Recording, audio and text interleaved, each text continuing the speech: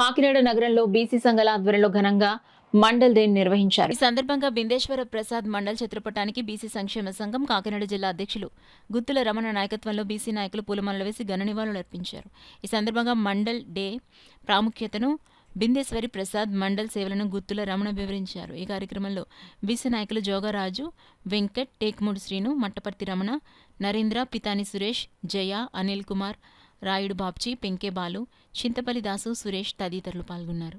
52% ఉన్న ప్రజానీకంలో దేశంలో 52% బీసీలు ఉన్నారని గుర్తించి వాళ్ళకి ఉద్యోగాల్లో, చదువుల్లో, కేంద్ర ఉద్యోగాలు, రాష్ట్ర ఉద్యోగాలు అన్నింటిలో 27% రిజర్వేషన్ కల్పించాలని రిపోర్టు సబ్మిట్ చేసిన రోజు ఈరోజు మండల్ గారు.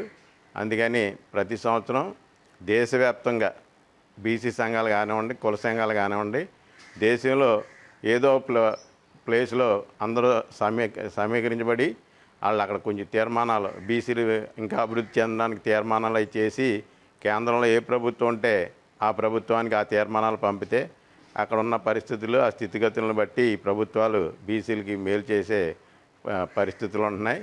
ఈ సంవత్సరం ఈ బీసీ సమావేశం అమృత్సర్లో ఏర్పాటు చేయడం జరిగింది. ఎన్నో బీసీ సంక్షేమాలకి ప్రతిదానికి కూడా బీసీలకి అండగా ఉండి ఎంతో విజయంగా అన్ని రకాలుగా అతనికి నిలబడిన వ్యక్తి.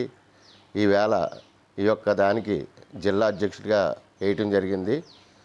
ఆ యొక్క కార్యక్రమం మొన్న జనరల్ హాస్పిటల్ దగ్గర బీసీ నాయకుడి సమక్షంలో కేక్ కట్ చేసి ఘనంగా చేయటం జరిగింది.